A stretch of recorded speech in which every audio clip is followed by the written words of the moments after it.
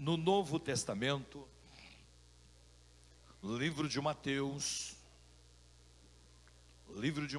capítulo de número 13, nós vamos ler o versículo de número 52.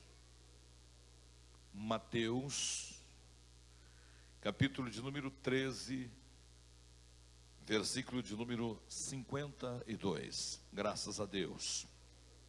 Louvado, engrandecido seja o nome do Senhor nosso Deus. Mateus 13, 52. Quem achou, diga amém, Jesus. Amém.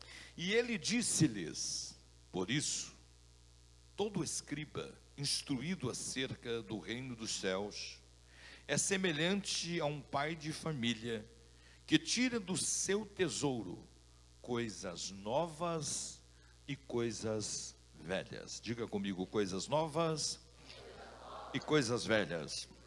Diga comigo, Senhor Jesus, eu estou pronto para ouvir a sua voz. Fala, Senhor, porque o teu servo ouve. Espírito Santo de Deus, eis-me aqui mais uma vez, Senhor da glória, diante do teu altar, na tua presença, e eu quero agora me colocar ao seu inteiro dispor, meu Pai, para que o Senhor possa me usar como instrumento do Senhor, para ministrar a tua santa palavra, e que a mesma nesta noite, Senhor, possa falar ao meu espírito, possa falar ao espírito da amada igreja. Portanto, fala, Senhor, porque o teu servo ouve. Amém, Senhor Jesus. Digam todos amém, Jesus. Pode se assentar, por favor. Tema da palavra, diga comigo, 3 tipos de pai. Vamos lá mais forte, 3 tipos de pai. Só, vamos lá, só, quem jantou e quem não jantou. Vamos lá, 1, 2 e... 3 tipos de pai. Maravilha, 3 tipos de pai que nós vamos analisar nesta noite. Nós vimos Jesus falando aqui que o doutor da lei, que fala sobre as coisas celestiais, sobre as coisas de Deus, é semelhante ao pai de família, cujo mesmo tem um tesouro, e que ele tira coisas novas e coisas velhas desse tesouro. Que tesouro é esse? Tesouro de conhecimento, tesouro de sabedoria. As coisas velhas são suas experiências, que servem para passar para os jovens. As coisas novas são as orientações para o mundo futuro.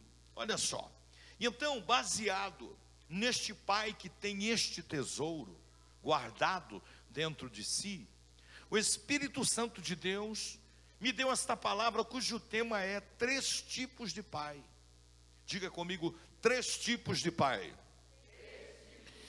Primeiro tipo de pai é o pai biológico. Diga comigo, pai biológico. O pai biológico, tendo em vista hoje ser o dia dos pais, o pai biológico é aquele que educa. Diga comigo, é o pai que educa. Exatamente. Tem pessoas que esperam na escola os filhos serem educados. Quantos pais cobram da escola a educação dos filhos? Negativo, negativo. Nós temos uma professora aqui, ela sabe disso. Escola não é lugar de educar o filho, não. A educação é dentro de casa. A escola é para ensinar, a escola é para orientar, a escola é para preparar os filhos para o futuro. Não é isso, professora? É isso. Agora, o trabalho, a responsabilidade da educação parte dos pais. Olha o que está registrado no livro de Provérbios 22, versículo de número 6. Educa a criança no caminho em que deve andar, e até quando envelhecer, não se desviará dele. Então, o papel da educação aos filhos é do pai, é da mãe. Parte de dentro de casa. Olha lá, educa a criança no caminho em que deve andar. Todo mundo junto? Educa a criança no caminho em que deve andar. Pronto.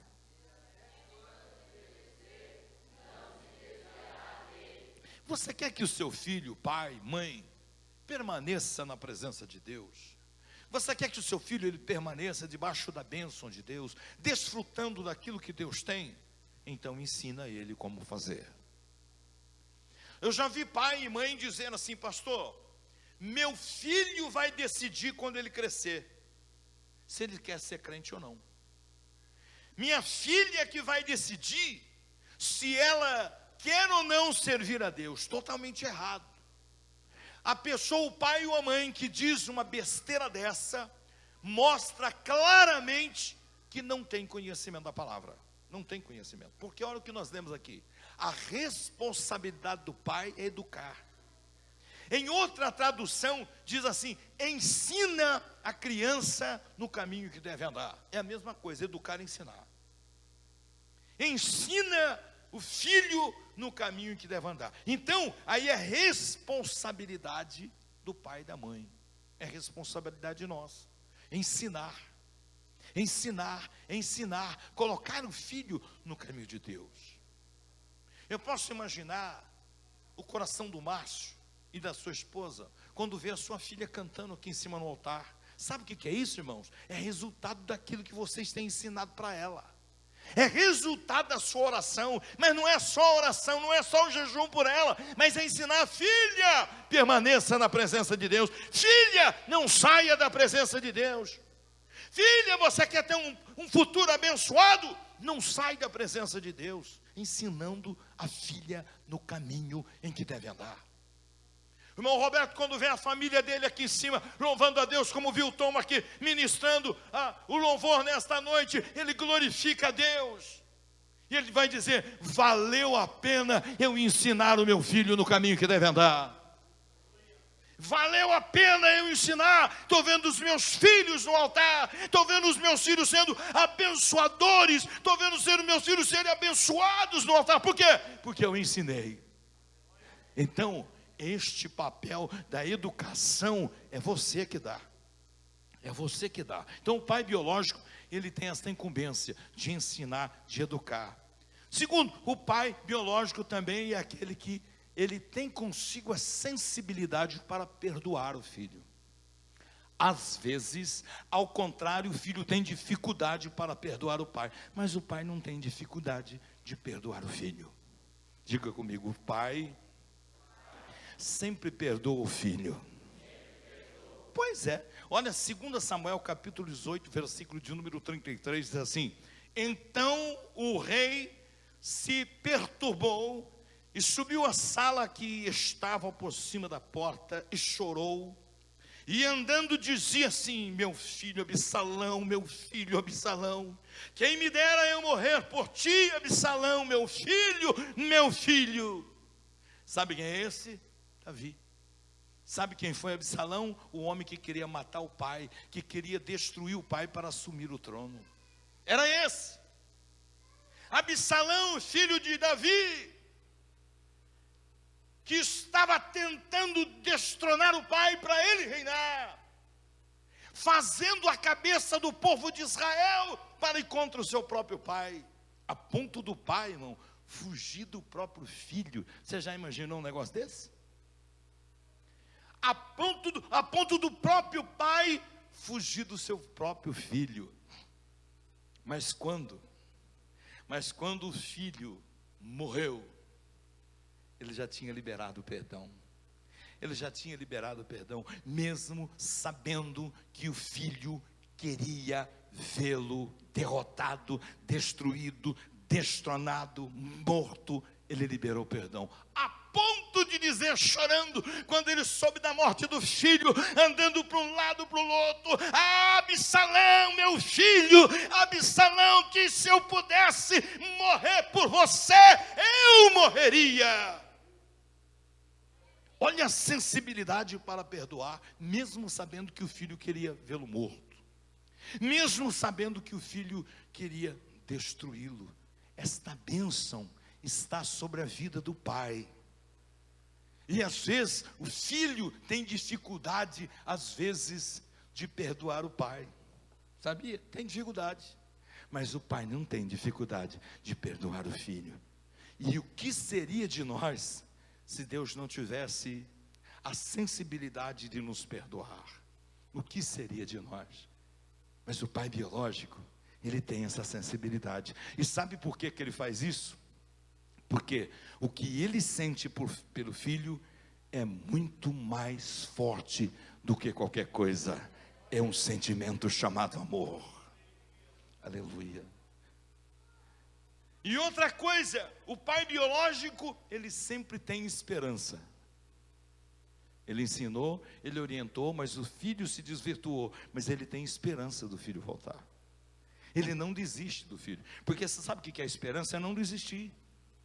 Ele não desiste de maneira nenhuma. Olha o que está registrado no livro de Lucas, capítulo 15, versículo de número 20. Ele diz assim: e levantando-se, foi para seu pai, e quando ainda estava longe, viu seu pai, e se moveu de íntima compaixão, e correndo lançou-se-lhe ao pescoço, e o beijou.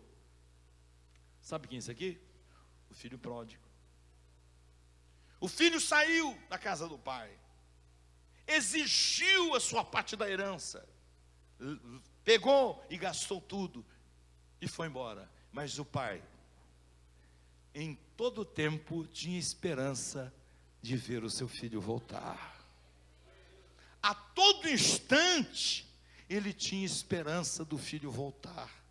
Não é porque ele pediu a sua parte da herança, que ele foi embora, mas o amor que ele tinha pelo filho, movia-lhe por dentro a esperança: um dia meu filho vai voltar, vai retornar, vai retornar. Olha aqui, se você está desviado dos caminhos de Deus, se você está afastado dos caminhos de Deus, Deus não desistiu de você, o Pai Celestial não desistiu de você. E assim como o pai do pródigo, ele está aguardando a sua volta, aguardando o seu retorno, porque ele tem essa esperança de você voltar para ele. Graças a Deus. Primeiro, o pai é o pai biológico. Segundo, é o pai espiritual. Diga comigo, o pai espiritual. Vamos lá, mais forte, o pai espiritual. Quem é esse? É aquele que ele decidiu obedecer ao Senhor. Esse é o pai espiritual. Ele decidiu obedecer o ID de Jesus. Obedecer o ID de Jesus. Quando Jesus deu uma ordem: ide por todo mundo, pregai o evangelho a toda criatura, quem crer e for batizado será salvo, porém aquele que não crer já está condenado, e esses sinais seguirão os que crerem em meu nome: expulsarão os demônios, falarão novas línguas, e porão as mãos sobre os enfermos, e esses serão curados. Este pai aqui acreditou em tudo isso. Este pai espiritual, ele acreditou nisso, e por ele acreditar nisso, ele decidiu obedecer o ID, e ele foi ministrar a palavra aos corações, foi dar frutos, como a mensagem do culto das 5, foi dar frutos, porque é uma árvore plantada junto ao ribeiro, não uma árvore plantada no deserto, foi dar frutos. Este é o pai espiritual, que decidiu obedecer. Marcos 16:15, quando Jesus dá uma ordem: ide pregar o evangelho a toda criatura. O pai espiritual, ele está a todo tempo conectado aos céus, está a todo tempo ligado ao Deus Todo-Poderoso, ao Pai Celestial. Por quê? Porque ele depende disso. Para ele ser um pai espiritual, ele entendeu que ele depende desse contato com os céus, desse contato com Deus Todo-Poderoso. Este é o pai espiritual. O pai espiritual é aquele que gera filhos na fé. Diga comigo, o pai espiritual é aquele que gera filhos na fé. Quando, no intervalo de um culto para o outro, eu perguntei para uma jovenzinha aqui: cadê o filho na fé? Que ela tem um filho na fé. E imediatamente ela me respondeu onde estava o filho na fé. Foi isso? Sabe por quê? Porque o pai na fé, ele se preocupa com o filho. Sabe onde o filho está? Não, pastor, ele não veio hoje por isso, está vendo? Olha só, o pai espiritual gera filhos na fé. Diga comigo, o pai espiritual gera filhos na fé. 1 Timóteo capítulo 1, versículo de número 2, a parte A do versículo diz: a Timóteo, meu verdadeiro filho na fé. Timóteo foi gerado pela fé em Paulo. Era filho na fé de Paulo. E ele diz: meu verdadeiro filho na fé. Então o pai espiritual é aquele que está gerando filhos na fé. É aquele que se preocupa em gerar filhos na fé. Quantos pais espirituais nós temos aqui? Quantas mães espirituais nós temos aqui que está preocupada com o ID de Jesus? Quantos pais e mães espirituais nós temos aqui nesta noite que têm gerado filhos na fé? Tem pessoas aqui que já têm netos e bisnetos na fé. Quantos já têm netos na fé aqui? Levanta a mão, vamos ver. Quantos têm netos na fé? Eu já tenho bisneto, tataraneto. Olha lá, quantas pessoas. Quantos têm bisnetos na fé já? Vamos ver. Bisneto na fé. Quem tem? Ela. Pastor Benedito tem bisneto. Talvez até tataraneto e ele não sabe. Pois é, eu tenho neto, tenho filho, tenho neto, tenho bisneto, tenho tataraneto. Na fé. Por quê? Porque nós decidimos gerar filhos na fé. Gerar filhos na fé. E esta geração, este trabalho de gerar, é os frutos que o Senhor Jesus vai procurar em nós um dia. Vai procurar em nós um dia. Eu disse aqui no culto da tarde, moleque, o seguinte: você orar é indispensável. Você jejuar é indispensável. Mas Deus vai te conhecer por sua oração? Deus vai te conhecer por seu jejum? Não. Pastor, eu jejuo, eu oro, me consagro. Mas Deus não vai te conhecer por isso. Sabe por quê? Porque a oração e o jejum é obrigação nossa. E é a partir da oração e do jejum que nós vamos fazer melhor a vontade de Deus. Aí vai aparecer o quê? Os frutos. Em Mateus capítulo 7, versículo 16, a parte A do versículo, projeta para mim aí, você vai saber como que Deus vai te conhecer. Como que o Senhor vai nos conhecer? Como que Ele nos conhece? Olha lá, o que está escrito ali? Não, eu só escutei uma pessoa falando. Vamos lá. Primeira parte lá, o que está escrito lá?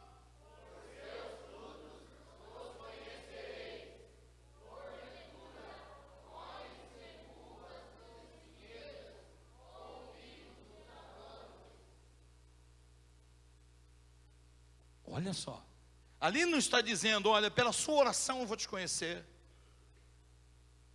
Ali não está dizendo, Márcio, pelo seu jejum eu vou te conhecer. Mas pelo aquilo que você faz para o reino de Deus. Pelos seus frutos. Cutuca o irmão, pelo amor de Deus, cuidado com a costela dele. Fala assim, ó, é pelos seus frutos que Deus vai te conhecer. Fala para ele aí.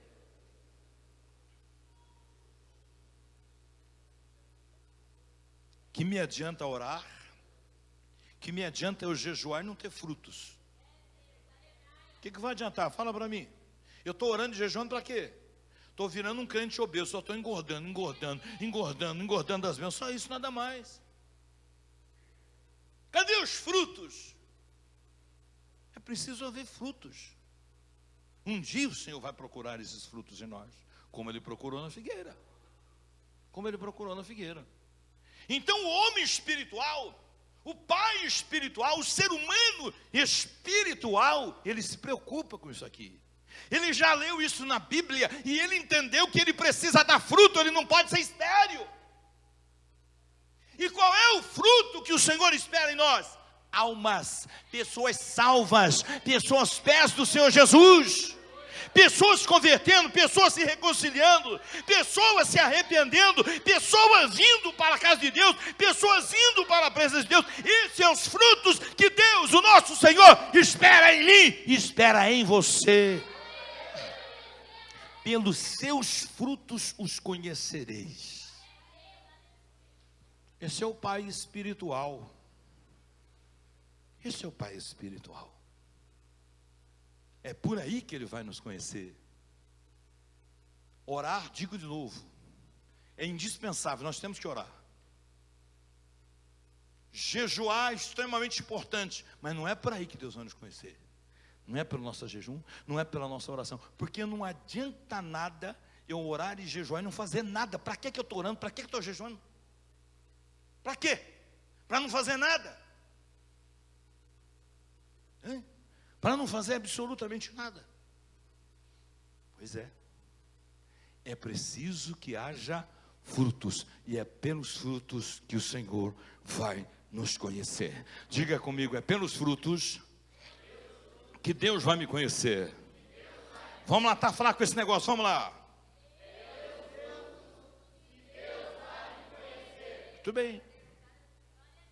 O pai espiritual é aquele que faz o quê? Que gera filhos na fé.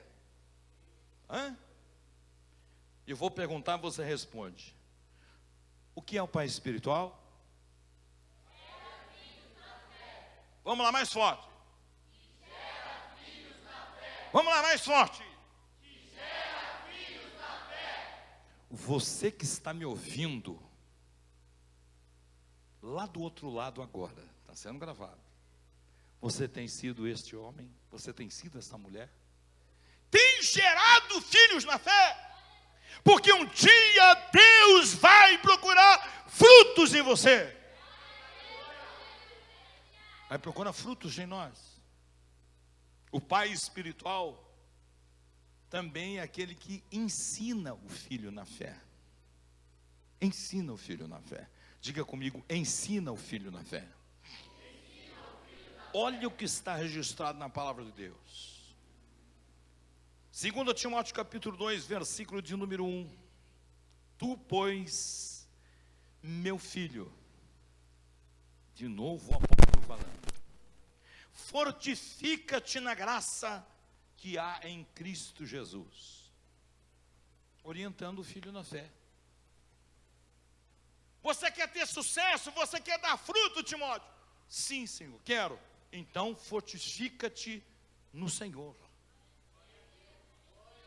Quantos estão tão preocupados com as academias, de se bombar, tomando anabolizantes e fazendo academia, né? Para andar com o braço aberto, parecendo um passarinho com as asas abertas, se exibindo o seu físico. Grande coisa! Para que serve isso? Para que serve isso? Olha que o pai na fé orienta o filho, esquece da academia. Academia é bom, mas olha, não é ela que vai te levar na presença de Deus. Os anabolizantes não vai fazer nada espiritualmente na tua vida, mas procura fortificar-te no Senhor. Busque a tua força em Deus. Busque a tua força nele. Aleluia. É o pai na fé orientando o filho. Timóteo, você quer continuar aí na academia, meu filho? Pode ir. Vai fazer bem com o teu físico, mas vai fazer bem com o teu físico. Então, a força do teu espírito não está na academia, mas está na pessoa bendita e gloriosa do Senhor. Busque nele. Busque no Senhor. Terceiro e último pai. O Pai Celestial. Diga comigo, Pai Celestial. O Pai Celestial é aquele que molda o filho. Diga comigo, é aquele que molda. Você já viu moldar? Não é fácil, né?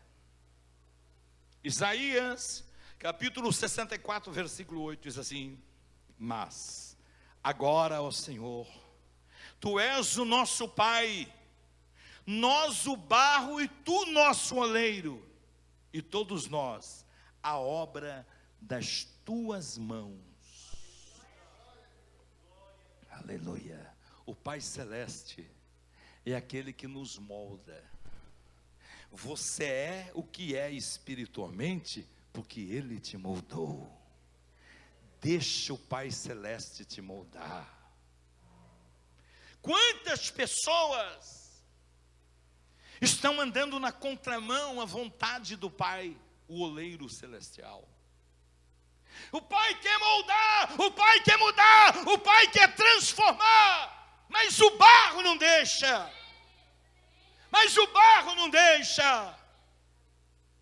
Não conseguiu entender de que o barro em si não tem forma nenhuma. Quem dá forma a ele é o oleiro. E se o Senhor é nosso Pai e Ele é o oleiro, é Ele que nos dá forma.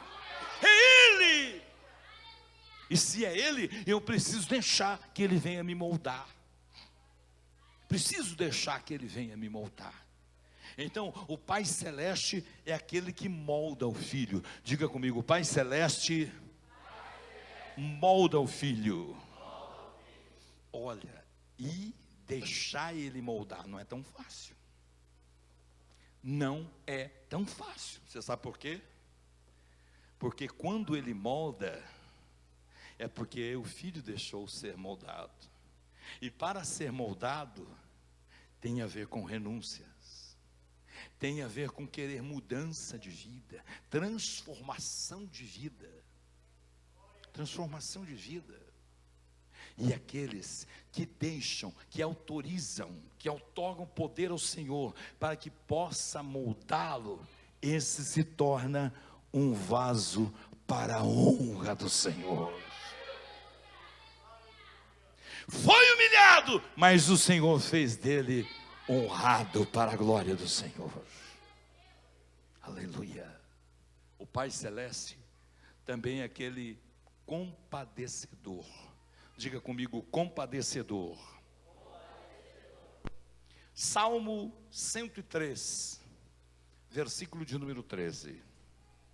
Assim como um pai se compadece dos seus filhos, assim o Senhor se compadece daqueles que o temem. Você sabe o que é isso aqui? Compadecedor é aquele que compadece. Sabe o que é compadecer? É sofrer. É sofrer. É sofrer por você. É. O pai biológico, quanto ele não sofre pelo filho, ele se doa pelo filho. Pois eu quero dizer para você que o Pai Celeste, Ele sofreu e continua sofrendo por você, a ponto de dar o seu próprio filho por você. Quer prova maior do que isso? Compadecer, se colocar no seu lugar, é ver o seu sofrimento e querer ver mudado a sua história, transformada a sua vida. Este é o Pai Celeste, que o teu pai biológico te ensinou a servir, te ensinou a adorar.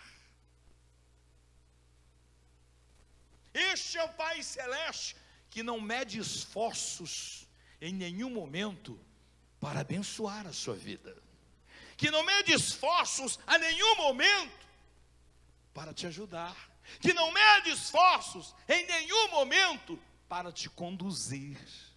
Este é o Pai Celeste. O Pai Celeste é aquele que ama e repreende. Você já viu que tipo de pai? Tem tipo de pai que ele tem dó de repreender o filho, de castigar o filho, não é assim? Tem pai que é assim. Deixa o filho e a filha fazer o que bem entende, o que quer, tadinho, judiação, coitadinho dele, coitadinho dela. Não, deixa, é jovem, é adolescente, deixa. Então vai deixando, e a hora que acordar pode ser tarde. A hora que acordar pode ser tarde. Porque o que o filho espera é isso, é instrução, é orientação. É orientação. Ele está esperando isso. E se o pai não assim não faz, sabe o que acontece? ele se desvirtua, porque ele vai deixar de pensar como o pai e vai pensar como outras pessoas lá fora pensam. Entendeu? Outras pessoas lá fora pensam, e aquilo que as pessoas lá fora pensam, nem sempre é aquilo que o pai biológico pensa.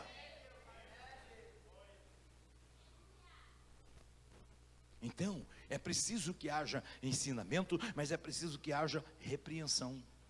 O pai que ama, ele repreende. Meus filhos hoje estão criados, são pastores, vocês conhecem eles. Mas eu não me esforço nenhuma vez para repreender, viu, meu Manuel? Não pensei duas vezes. Precisava repreender? Repreendi. Um dia o pastor Alex disse aqui no altar. Eu dou graças a Deus pelo meu pai, por ele ter me repreendido e me castigado. E até dar uma chinelada ainda. Não tem essa conversa não. Dá uma cintada. Levou uma cintada assim. A irmã levou cintada assim também. Mas hoje eu louvo a Deus, porque eu ensinei, eu corrigi, eu castiguei, e hoje estão no altar, dando fruto. Hoje estão no altar, glorificando, adorando e louvando, oh meu Deus. Eu não retive a vara, eu usei a vara. E Deus com ele não é diferente. Se você se sente como filho, você pode ter certeza que ele vai sentar a vara no seu lombo. Vai. Você pode ter certeza. Sabe por quê? Porque ele ama. Porque ele ama. Amar não significa dizer, não, faça o que você quer. Não, aí não. De jeito nenhum. Mas amar significa querer o bem. Amar significa corrigir, castigar no momento certo. Olha aqui o que está registrado na palavra de Deus. Apocalipse capítulo 3, versículo de número 19. Olha o que o próprio Senhor fala. Olha só. Eu repreendo e castigo a todos quantos amo. Está no telão aí? Tá? Está no telão? Então leia lá, vamos ver.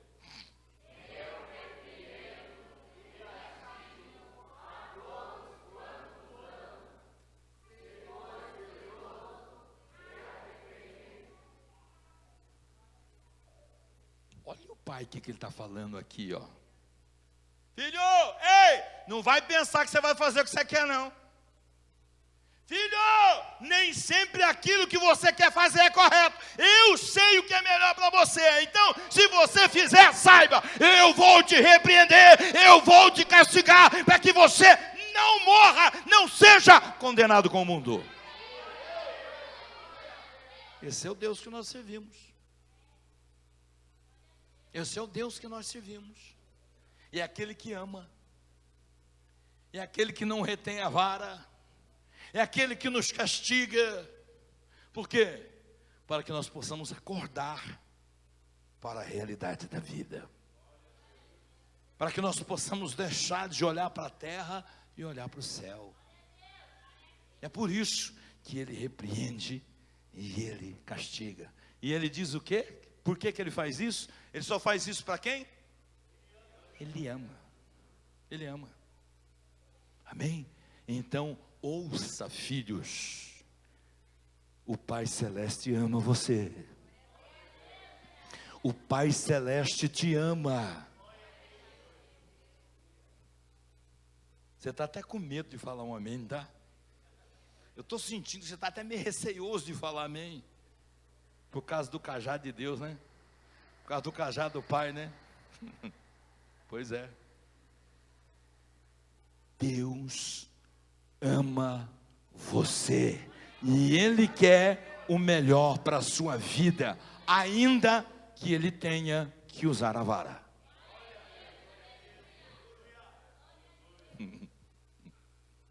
Cutuca o irmão, falou para ele assim, está vendo, irmão? Fala para ele aí.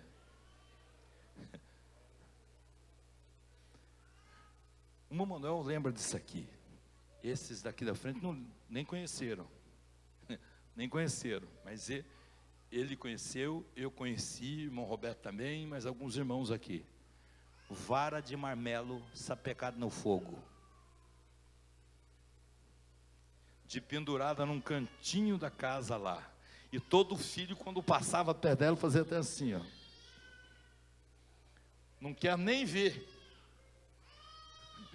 Você conheceu, Márcio?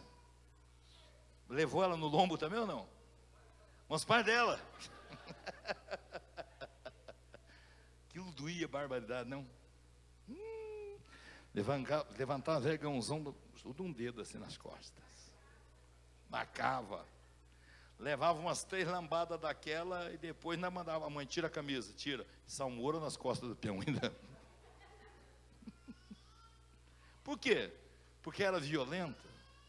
Não, porque amava e queria o bem. E queria o bem. Hoje não existe mais a varinha de marmelo, deveria voltar o uso dela novamente, viu? Agora, para encerrar, todos são filhos de Deus, sim ou não? Sim ou não? Todos são filhos de Deus? Sim ou não? Não? Então tá. Nem todos são filhos de Deus. E muitos daqueles que dizem que são, nem sabem o que é ser filho de Deus. Não sabe. Por quê, pastor? Porque senão não faria o que fazem. Simples assim. Se ele soubesse que é ser filho de Deus, ele não faria, ou ela não faria o que faz. Simplesmente. Se ele ou ela não é filho de Deus, ele é o que é de Deus? Criatura de Deus. É por isso que aqui, ó, nós acabamos de ler, agora em pouco aqui, lá no Pai Espiritual, Marcos 16:15, o que está escrito lá? É uma palavra para quem? Para a criatura, para aquele que não é filho de Deus. Olha o que Jesus fala: ide e pregai o evangelho para os filhos. Olha o que está escrito ali, ó. O que está escrito lá?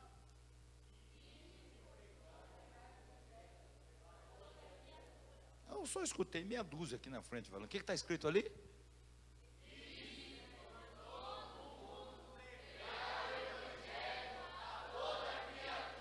Opa, então você percebeu que em todo mundo tem muita gente que ainda não é filho de Deus. Olha lá. Ide por todo mundo, porque em todo lugar na parte da terra tem alguém que ainda não é filho de Deus, é só criatura.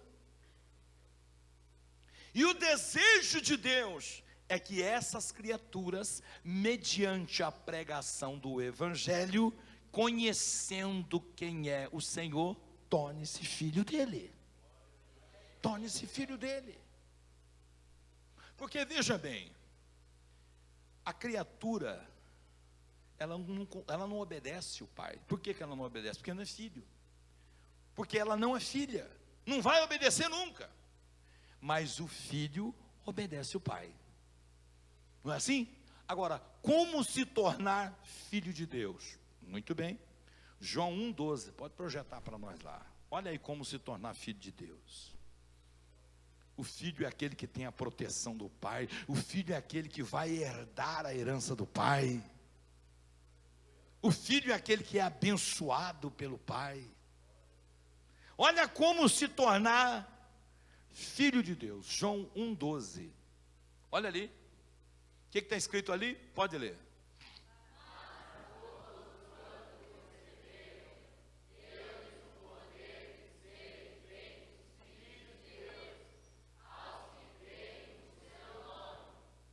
Olha a primeira parte do versículo lá, ó. Mas a todos quantos o receberam, deu-lhes o poder de serem feitos filhos de Deus. Então até então era criatura. Era só criatura. Então o que é preciso fazer? Mas a todos quantos o receberam, todos quantos o como seu único e suficiente Salvador. Está entendendo? Para ser filho de Deus é preciso aceitar Jesus como Salvador. É preciso aceitar Jesus, receber Jesus Cristo como o Senhor da sua vida, receber Jesus Cristo como o seu Senhor. A partir daí, então o seu nome é escrito no livro da vida, seus pecados são perdoados. A partir daí, ele é contado no número de filhos de Deus. Mas a todos quantos o receberam, deu-lhes o poder de serem filhos de Deus. Vamos ficar de pé no nosso lugar, por favor. Graças a Deus. Tem alguém no nosso meio que é criatura e hoje quer se tornar filho de Deus, dando um presente para ele? Você deu um presente para seu pai hoje? Levou até um susto quando eu. Você deu um presente para seu pai hoje? Você deu um presente para seu pai hoje? Eu, né? Você deu um presente para seu pai hoje? Você deu um presente para seu pai hoje? Eu, né?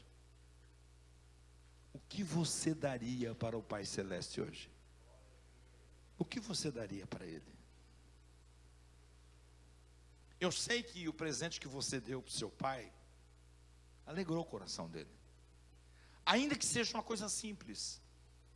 Ainda que seja uma coisa simples. Mas alegrou o coração do seu pai. Tenho certeza plena disso. Alegrou. E o Pai Celeste? Que presente você daria para ele hoje? Que presente? Digo já. Olha ali, ó. Opa, até sumiu dali. Ah, tá bom. Pode deixar essa tela aí. Pode deixar.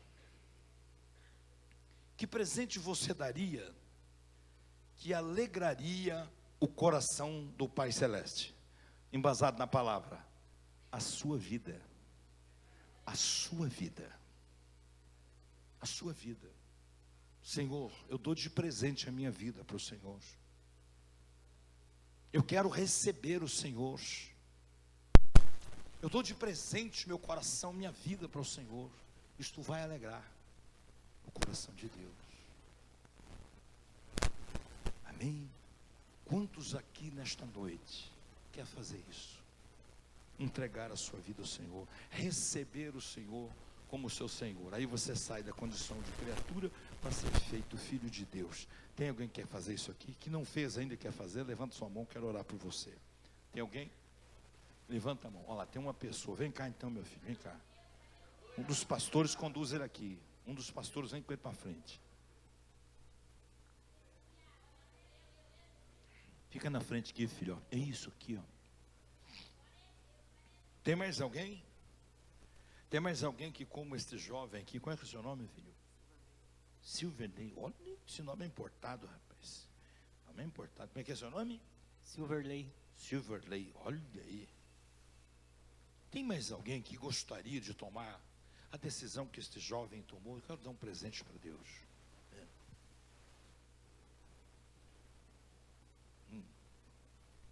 Entendi.